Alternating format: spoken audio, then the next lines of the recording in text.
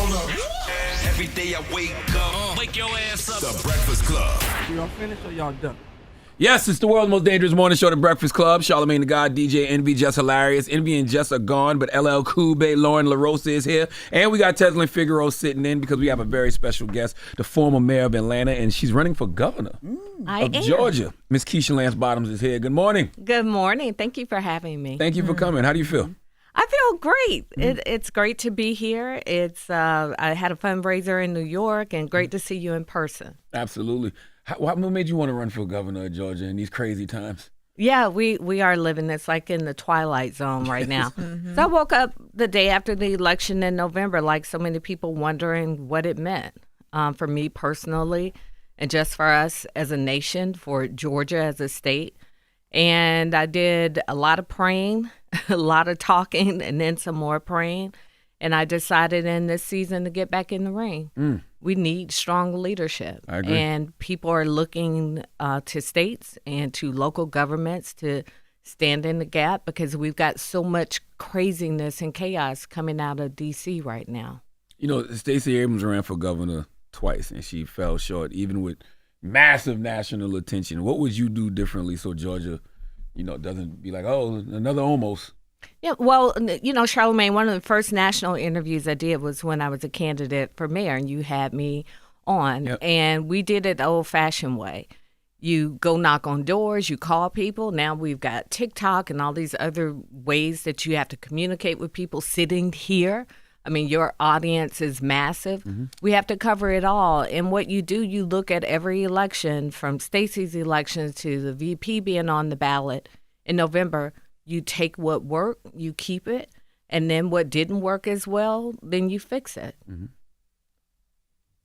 And the reality is this, there is a reason that Georgia went blue in 19 and 20. We've got two senators from Georgia who are Democrats. So it's possible. It just hadn't happened yet, but it's certainly possible. A lot of critics say Democrats in Georgia can't win statewide unless they run more moderate. Like, would you play to the center or lean fully into, like, progressive policy? My mom always says you only have to tell the truth once. And the the truth is, I am a moderate. There, you just stand in your truth and what you believe in. And I believe that there are some policies that work from the left. There are some policies that may be more conservative. But at the end of the day, it's about getting things done. And when I served as mayor, we got a lot of things done, from adding and preserving 7,000 units of affordable housing to getting our city workers up to a minimum wage of $15 an hour, because in Georgia it's just over $5 an hour. I can give an entire list of things that we were able to accomplish, but it was standing in our truth and what our values were.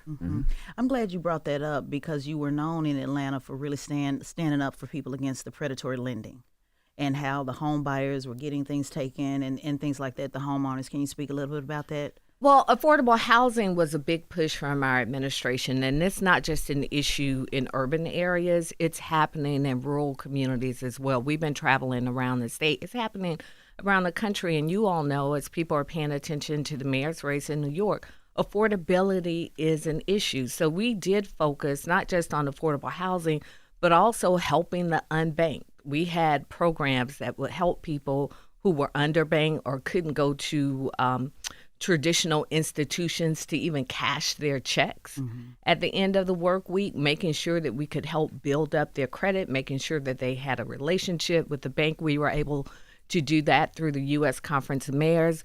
Financial literacy is so important, whether it's from helping somebody get a down payment on their first home to helping to create credit that allows them to even think about getting their first home. So it's like the approach is layered. We know that there are a multitude of challenges that people are facing, but government can and should help address some of those, and sometimes it's in conjunction with the private sector. I want to ask you, 49 women have been elected as governor, and not one has been a black woman. When you talk about what hasn't worked and what didn't work, what are some of the challenges that you see that, although successful in Atlanta, which is the Black Mecca, how will you, I guess, galvanize when you look at Georgia as a state, which is very different than Atlanta being, I would say, its own, own state by itself? How are you going to, reach out to those communities that are not interested, in electing, and not just a woman of color, but specifically a Black woman? How do you plan on dealing with those challenges? Well, the reality is this: we've never had a woman elected governor in Georgia either. And it is about meeting people where they are. So we've been traveling around the state. Atlanta is a great place, but I can't rely just on Atlanta. If any candidate did, we wouldn't win. Mm-hmm. So we've been making Warner Robins, Augusta. We'll be in Albany next week. We have been to Savannah, Chatham County. We're moving around the state, talking directly to people. So I've got this whole list of issues that I want to focus on. Eliminating state income taxes for our teachers. We got a teacher shortage. Expanding Medicaid in our state. We've got 9 rural hospitals who have closed. We have half our counties who don't have OBGYNs, don't have pediatricians, more deaths than births in more than half our counties in the state. That's unacceptable. So we're moving around, talking to people. I've got my list of issues, but as I'm hearing from people, I'm adding to that list. And it's about reaching everybody, Black women, Black men, brown people, white people. It's about listening and being willing to course correct when necessary. You know, Republicans in Georgia don't play fair, though. You got voter suppression, gerrymandering, culture wars. Yeah. Like, do you think you can really out-strategize that, or you feel like you, kind of walking into a trap? No, we've done it before. Okay. I mean, and I know you all are paying attention to what's happening in Georgia. 500,000 people have been removed from our voter rolls. That's crazy. There are hearings happening right now in the state where they're trying to reduce early voting and remove absentee voting and this whole list. And when you look at a place like Georgia where the margins are so thin, it matters. So you mentioned Stacey. Stacey's first race, 55,000 votes. She lost by. The vice president, 100,000 votes. That's not a lot when you have millions of people showing up to vote. So again, what we got to do is keep talking to people, get them energized, listen. I've got 4 children. 3 are teenagers, 1 is 23. I got to stop clutching my pearls when they say things I don't agree with. Because it's their reality. And as candidates, it's great that we go up on television and do all these fancy things. We got to go into the barbershops, the beauty shops.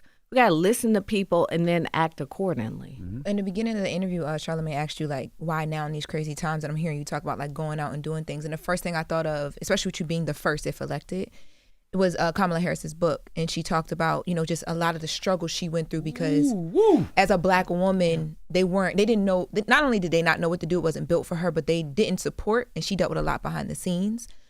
I know you worked with the Biden campaign. What did you experience then, if at all anything, that is preparing you for what you're potentially about to walk into as first Black woman governor? Yeah, I worked in the White House, and you can't work in the White House and sit in that senior meeting every morning just a few steps from the Oval Office and not be a better leader. You see how things get done, and it is challenging anytime that you're the first in the room, but it's also this opportunity. I would always chuckle to myself when the president would say, Keisha, what do you think? And I would think, I bet nobody's ever been asked that in the Oval Office. Keisha. What do you think? So, there are challenges, but there are also a lot of opportunities there. And a lot of times when we are the first, it's hardest for us in those spaces. But you're opening doors so that hopefully you won't be the last, and it won't be as difficult as people coming behind you.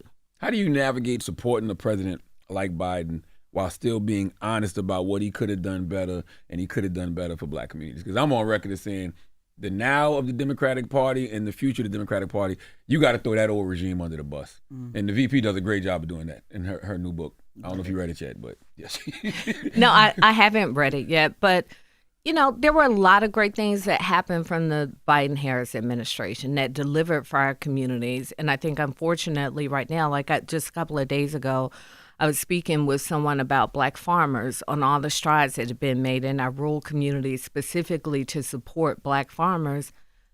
Trump administration's already clawed it back. So there were a lot of things that were done well, and I'm very proud of that. Hindsight is always 20/20. You think about things that perhaps could have been done differently. But at the end of the day, that administration delivered a lot of wins for our communities. And now we got to look forward and figure out, how do we keep going? How do we keep building? How do we keep moving? Even when I talked to you when I was running for mayor several years ago, Instagram was this new thing, this new communications tool that we were using. We're light years away from that. And if we are stagnant, then we're not going to progress as a party. But what I know is this democracy that we live in for now, it's a work in progress. And we've got to be nimble. The Republican Party, I compare these MAGA Republicans, a broken clock is right twice a day. They've hit it on messaging and they've hit it on the long game. And I think we can learn some lessons in that. And I guess that's it for me, right? Like Democrats, Democrats couldn't message when they were winning, right? At least on a federal level. So now that they're losing, what can the party message to people? And I know it's just a state race, but you're still representing the Democratic Party. So what is the message now? Well, I think, Charlamagne, we'll be looking to you all to help us with that too. Like, how do people get their messaging? How do we communicate with people? We perfected political messaging and ads and all these things that we've done for decades on end. What we've not perfected is, and I'll just go back to this example. I remember my now 15-year-old son was like looking at some NBA something or another on television, and I heard Trump's voice coming through. I'm like, what is Donald Trump? Like, what are you watching? He's like, oh, yeah, he's on here all the time. Because he was talking to our kids when we were still on cable TV. That's right. No, you're right. So I think it's going to take all of us. It's going to take us thinking differently.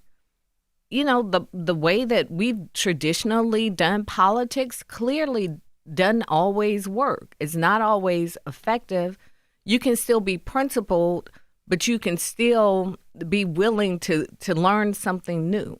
And that's a challenge. And for me, again, I'm listening when I go in the barbershop with my kids. I'm listening when my son tells me, which he did 2-3 years before the election, that we had a problem with young Black men. I'm like, no, our polling saying XYZ. He's like, no, y'all got a problem.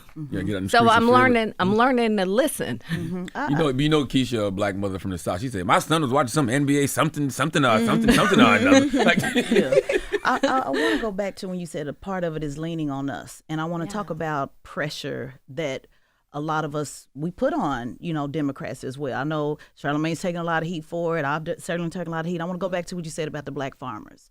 And so although the Biden administration did deliver, still pressure had to be put on the Biden administration to do the right thing. In 2022, Attorney Benjamin Crump had to file a lawsuit against President Biden. So I think it's fair to say that, yes, the Biden administration delivered. Yes, they certainly did more than what a previous administration would do, or perhaps what another administration would do. But he also, because I remember he was very conflicted about having to do that. And so how do we be honest enough for people to say that, yes, we are putting pressure on possibly your favorite president or whoever you may like in order to get things done, and how can we be honest about that when we're, doing our advocacy in the media? Basically, can you respect that I may have to say, this ain't it, y'all not doing the right thing, because it's traditionally been this, well, you're helping Trump or you're helping the other side, when that's not it. We're trying to just actually help the Black farmers. Yeah, and what I'll say is this, is we can't let perfection get in the way of us participating. I'm not saying the Biden-Harris administration was perfect. Clearly, it wasn't perfect.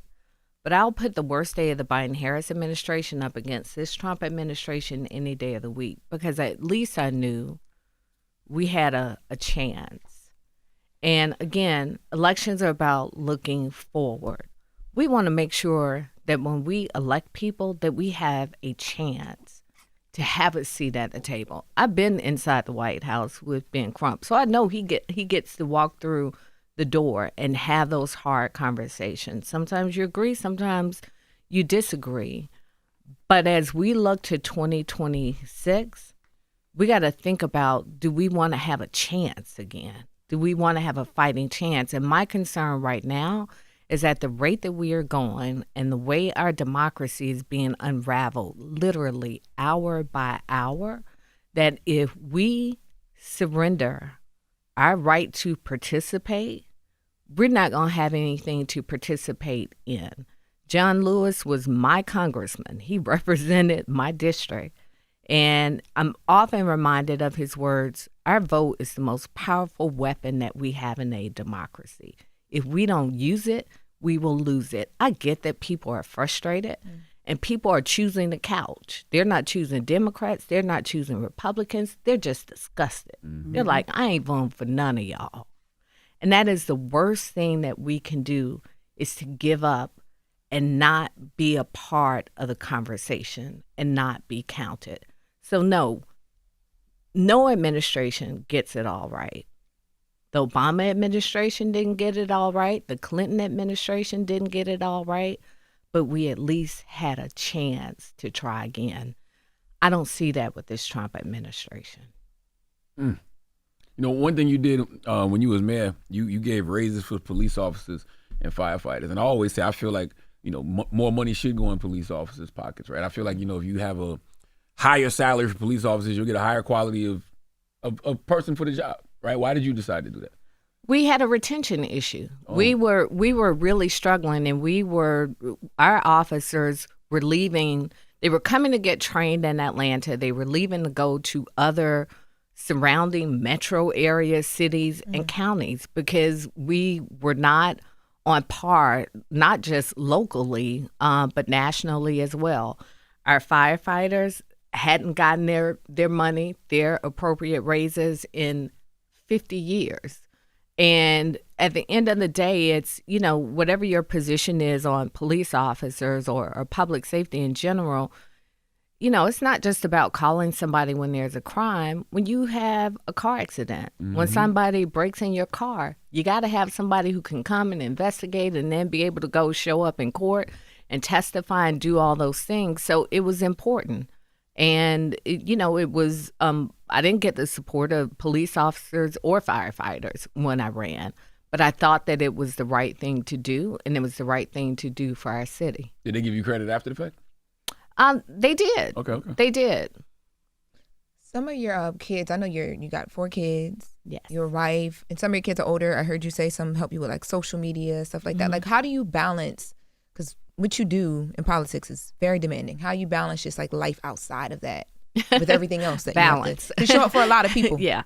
I mean, thankfully I have an incredible family that sacrifices more than anybody could possibly understand. And my therapist said something to me that I keep in my heart a lot. She said, "You were a strong mayor. I want you to be a powerful governor. Strong women push through. They have heart attacks, they have strokes, and they die." Damn. She said, powerful women stop, they learn the lesson, and then and only then do they move on.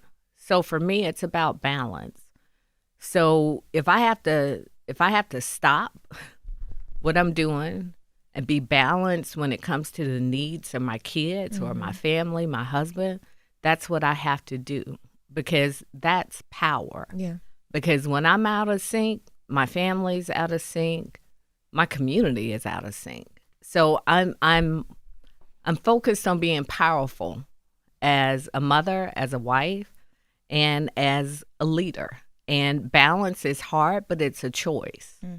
You think women get that grace though? Because you don't really hear men saying, "I'm gonna be balanced, I'm gonna be a mother." Do you think that's why people have a problem with women leadership? We got wives. Yeah, exactly. When they say things like they don't want a leader that's gonna be balanced. They want you completely off balance and totally focused in on that. So I mean, do you think that plays a part in why Yeah, A lot of people don't want women leadership. life isn't fair. People are going to always take exception to what you choose and how you choose. But for me, I know that I'm a more powerful leader when I'm balanced than when I take the time to take a walk or when I take the time to do something like listen to a book. It makes me stronger and it makes me more focused. It makes me a better mother. It makes me a better wife. It makes me a better leader. And a lot of times, whatever your profession is, we often don't find that balance and we don't choose it for ourselves. So we go, I was strong and I pushed through. And then we pass out somewhere because we've been pushing through. And power is saying sometimes I got to put me first. We often hear this metaphor when you're on a plane, you got to put your oxygen mask on first. Well, that's true. Because if I'm not right, nobody is right in my house. What are your therapy, as much as you want to share, what are your therapy sessions like? How do you separate Keisha Lance Bottoms as the person, the mom, the wife, versus I'm coming here because my job and politics are putting me in a bad mental space? Or do they all come together in therapy? It all comes together. I love therapy. It's wonderful. Me too. I highly recommend it. Me too. Because you get to unpack all these things. We live our lives and we think they're like these segmented spaces in our lives. But through therapy, what I've found is it's all related. You bring all that childhood stuff with you, the good, the bad, the ugly. It comes with you into adulthood. It comes with you into marriage. It comes with you into parenthood. Like you bring it all. And if you don't understand it, sometimes it just doesn't make sense. And the thing I love about therapy is that it's somebody who, it's not like you're arguing with your spouse. Like you're not taking a position. It's somebody who's neutral and who's helping you unpack it. My therapist can talk to me for 10 minutes about something I've been talking to my husband about for 10 years. And I'm like, oh, okay, I understand that. I get it.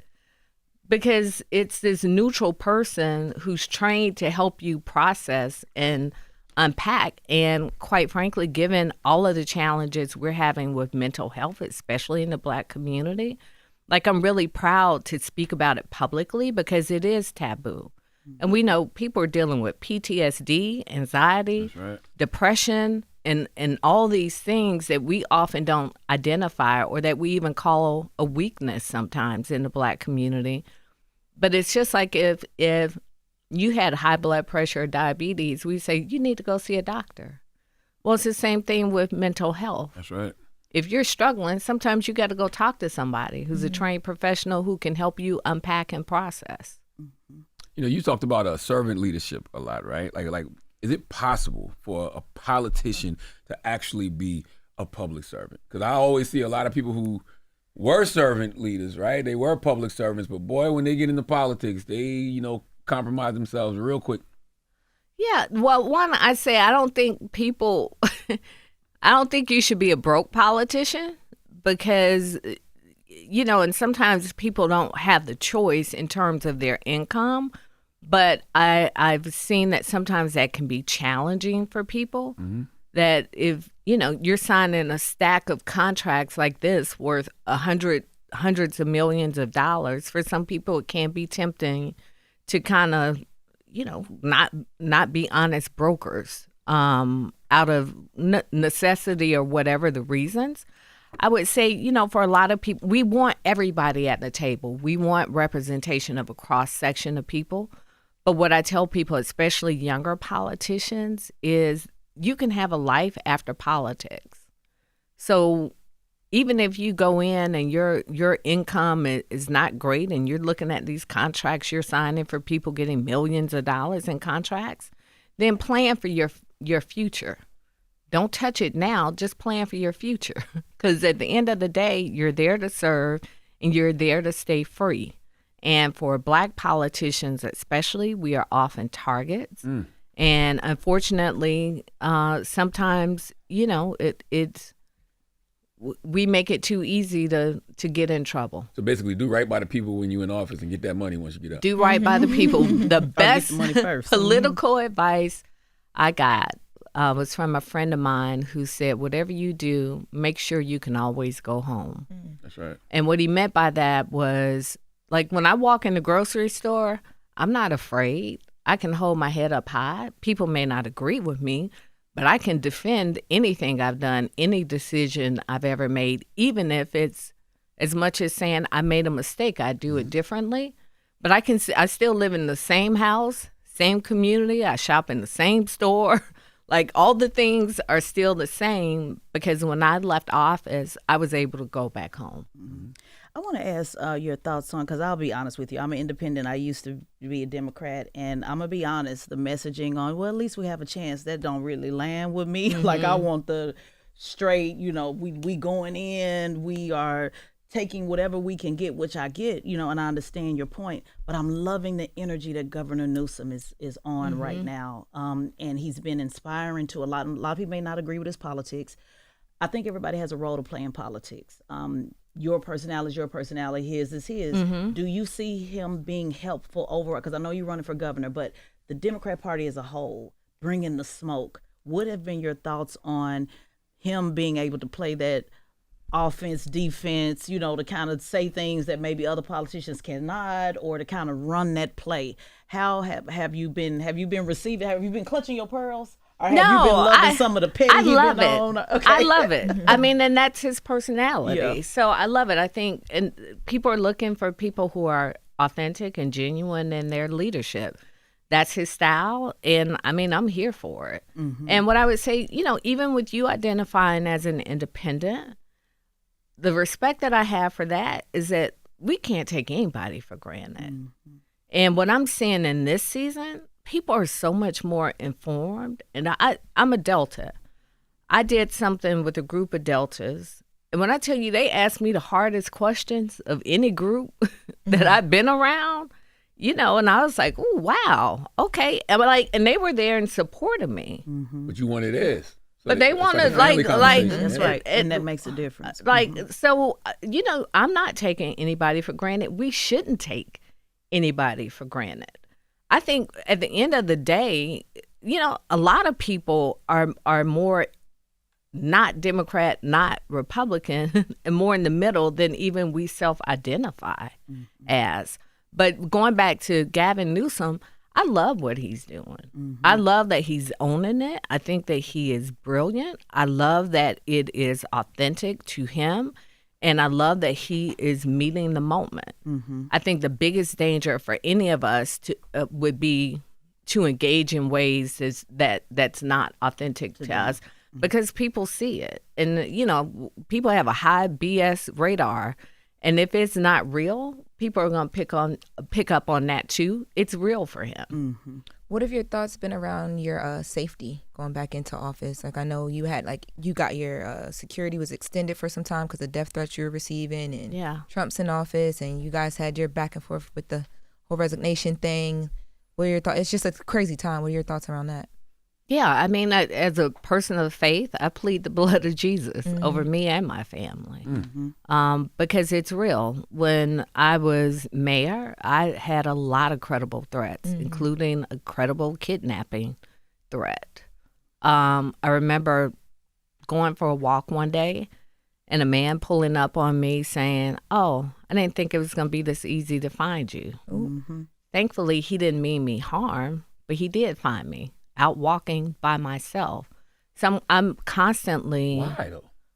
Like, why? I mean, I understand you enjoy your freedom and you got faith in God, but why would you be walking by yourself? Like you still got to protect yourself. Probably not the smartest thing to do, but I left out my door and I went for a walk, and I didn't think this man was going to drive over from DeKalb County and look for me that day. Now, was it smart? No. But I mean, I wanted to walk by myself that day. And so back in this season, I am mindful of it. I'm cognizant of it. Anytime I'm speaking before a group, I'm looking around, paying attention to who's moving, where's the exit, layering on security. I mean, it's the nature of the times that we're living in. And it's it is unsettling, but it's our reality. Do you think that there's an attack on black mayors? I think there's an attack on black leadership across the board. I think the attack on black mayors is like, that's generational. Really? Even Ambassador Young was called before a grand jury. So it's, I think that's real. Why though? Like, why does black mayor leadership get targeted in that way? Well, so I'll give Atlanta as an example. The mayor of Atlanta is the CEO of the city. It's a strong mayor form of government with over $1 billion budget between the airport, the water department, and the city's general fund budget. Actually, probably closer to $2 billion. That's a lot of money and a lot of contracts that you're signing.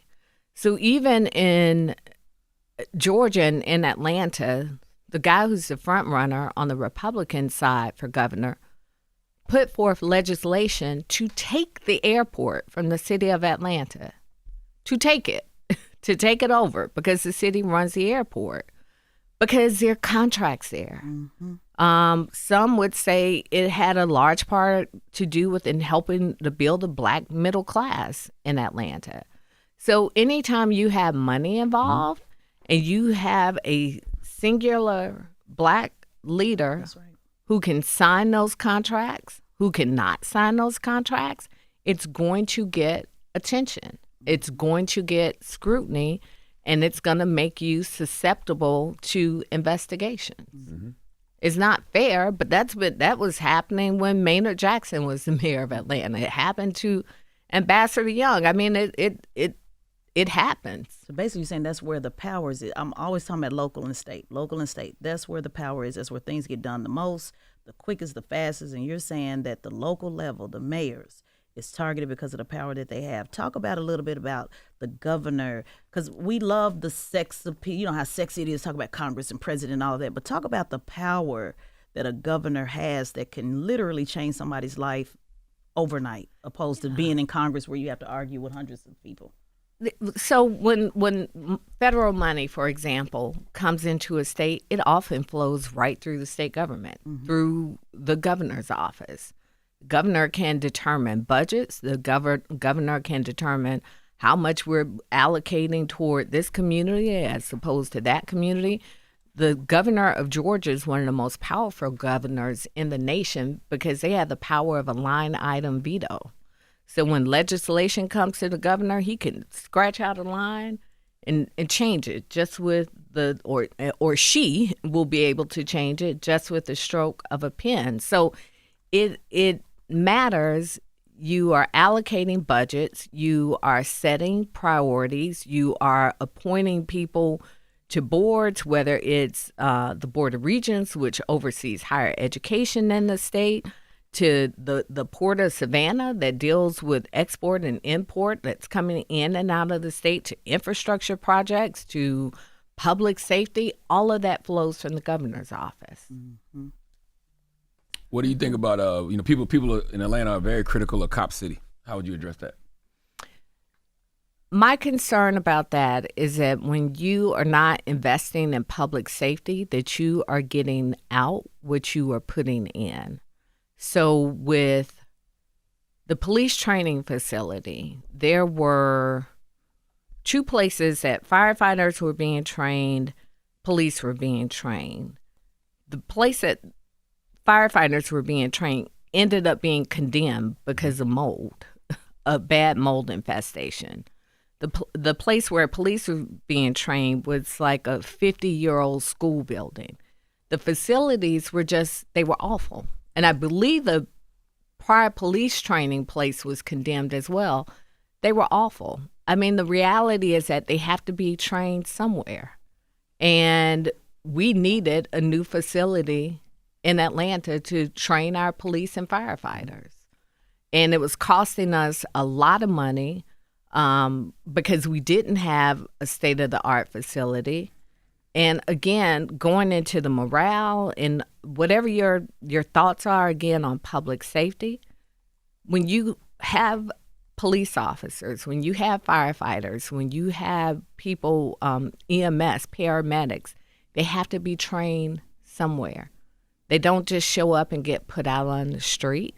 And we needed a new facility in Atlanta to do that. Mm-hmm.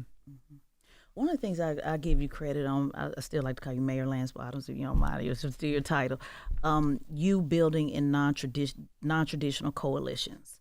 A lot of times people just tap into hip-hop and tap in who they think is cool for the moment. You've done an excellent job of building relationships, with Tip and Killer Mike, and really understanding how entertainment and hip-hop is a part of Atlanta culture. How do you plan on still building those non-traditional coalitions and how they can benefit you through the state of Georgia? Because a lot of times, like you said, people just do the hot sauce in my bag, to say, I'm cool for the moment. You've really built some authentic relationships. How were you able to do that, and how do you see that benefiting you in your race? Because you got to hear from everybody. And I love Tip. I love Killer Mike. Those are my brothers, genuinely. And I know they bring a voice and a perspective that I'm not going to always hear in a boardroom. But by the same token, I have to build relationships, or have had to build relationships with CEOs, whether it's the CEO of Delta Airlines, UPS, or Home Depot. You have to build those relationships too. And Ambassador Young used to call it the Atlanta way, where government, philanthropic groups, civic community come together, business community, to be able to get things done. And we've been the beneficiaries of that. So when Killer Mike and Tip served on my transition committee, I'll never forget, we were sitting in the Metro Chamber of Commerce, and you got all these Fortune 500 CEOs and Tip and Killer Mike, like watching these CEOs smitten that they were in the room. Like it was priceless. And in that room, Tip and Killer Mike met a man named Noel Khalil, who was also on the transition committee. He's since passed. He was a wonderful man, affordable housing builder, Columbia Residential. From that transition committee, they built a partnership that's now allowed them to put affordable housing on the west side of Atlanta. It came out of that room. So that's a responsibility that I felt I had as a mayor, not just to hear from them, but also to make sure they were present in rooms. Put them in position, not just entertaining, but in position. That's it. I mean, and it's their influence is huge, but again, also they're bringing up perspective. Killer Mike very proudly says, like, he's an independent. He likes Brian Kemp. There are things that Killer Mike believes in that some people may see as extreme right wing. I see it just as him being an independent Black man making decisions based on what his value set is. And who loves Atlanta, and who loves Georgia, and who is going to talk That's to whoever's right. in office and build whoever's in office to do what's best for that state and that city. And it's not person based. It's not politically based. It's people based. Yeah, he's talked to the governor about the programs that he's doing for trade. I don't know if he likes him personally or not, but I know he likes the programs, that he's been able to have that relationship with to talk about. That's right. And again, this coalition building, when I was mayor, we closed this transaction. If you've ever been to Atlanta, outside the Mercedes-Benz Stadium, it was called the Gulch, largest real estate transaction in the history of the city. Out of that, we put money towards vocational training because Delta Airlines said, I got 10,000 mechanics I need trained. Home Depot said, I need some plumbers. Truist said, I need coders. We put money into this program to help train people to fill these great jobs. We were able to create an affordable housing trust fund that's citywide now. So if you got some rising property taxes, you can go tap into this trust fund to help pay your property taxes, a child savings account. All of our public school kindergartners now have this child savings account that will follow them through high school. I couldn't do that just as the leader, just from our budget in the city. It took all of us being at the table, being able to get it done. And what Tip and Killer Mike are very astute with is understanding the needs of our community. Everybody's not going to college. Everybody doesn't want to go to college. Everybody shouldn't go to college. But they still need to be able to get some training so that when the unions are saying, you can come through our program, we'll pay you to train $42 an hour, and then you'll have a 6-figure job coming out. You know, we have to have people advocating for that. That's right. That's right. I got a couple more questions because I know you got to go. We'll keep you on schedule. When you look back, what do you feel was your most misunderstood move as mayor? And what would you want people to know about the thinking behind it? Probably my choosing not to run a second term. I was thinking that. Yeah, that was it, because it didn't make sense to people because nobody had ever done it. And my poll numbers were at 68%, which was exceedingly high for any urban mayor. So I knew it was very likely that I would win if I ran again. And I made the decision not to run. And people thought it was from a position of weakness, but it was like one of the most powerful things I've ever done. What did you learn about yourself from that decision? What I learned about myself is that sometimes you things that you do just won't make sense to anybody else. And you got to be okay with that. Also, that in the absence of your narrative, somebody's going to fill that void with something. And I tried as best I could to articulate it to people. Quite frankly, a lot of it I had to unpack in therapy on why I chose it, why I chose to make that decision. But what I do know is, had I not made it, based on where I was personally and my family personally in that season, I wouldn't be ready to step back in the ring in this season. Wow. If you became governor, what's the one change you'd want people to remember you for? Not just in Georgia, but nationwide. The biggest thing right now, the affordability piece is huge. That's an overarching theme. But Medicaid expansion is huge in our state. We got people dying because they can't get to a hospital. And I think if we can expand Medicaid immediately, it will change the trajectory of a lot of communities in our state. And at the end of the day, I want people to know that I was there, that their lives were better, their communities were better, because I was there to serve. Absolutely.